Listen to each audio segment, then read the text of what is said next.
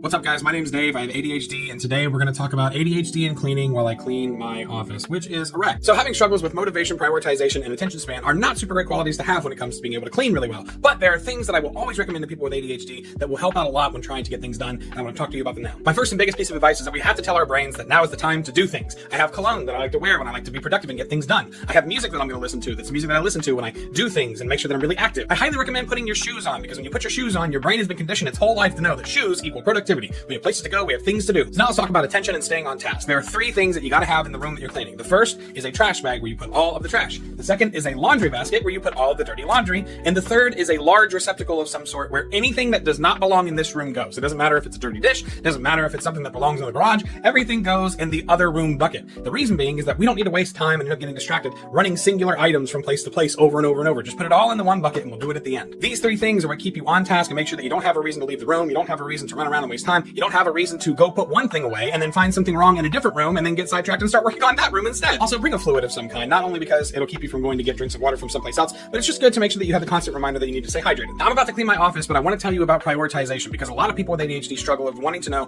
where do I even begin with this nonsense? This is my suggestion to you. Your happy place, the floors, the other surfaces, everything else. Your happy place is the place in the room that makes you happy to see it clean. It's something that's not going to take forever to do, but once it's done, you'll be able to look at it and say, oh my gosh, this is what it's like to have this part of the house clean again. It makes me happy, it makes me motivated, it's going to encourage me to continue on and do the rest of the room. For me, my happy place is my desk, which is currently not very happy, so I'll see you in a second and then we'll continue to be motivated and finish up this room. Okay, so my happy space is clean. It's not a lot, but it's the thing that makes me happy and organized to see that my one particular workspace is clean. It's going to make all the rest of this much more manageable when I can look back at that thing and say, yes, this is possible, this is why it's worth doing, I have my motivation. Next, we're tackling floors. Why? Because if I can't walk around, I'm going to be demotivated and overwhelmed, and there's only one of them. There's only one floor. There's not 17 floors that I have to worry about picking and choosing. The floor is important. I can pick up the floor. If it's laundry, goes in the laundry, trash goes in the trash, anything that doesn't belong here goes in the big box, everything else I just put away. And remember this whole time to keep your senses engaged. Listen to music that makes you motivated, smell things that make you happy, wear clothes that are comfortable, put on shoes to make your brain think that it's time to do things. Engage the senses. All right, so the floor is picked up and it's looking better already. I'm not focusing on big projects like these that are going to distract me and get me off course. I'm focusing on the one singular thing, my floor.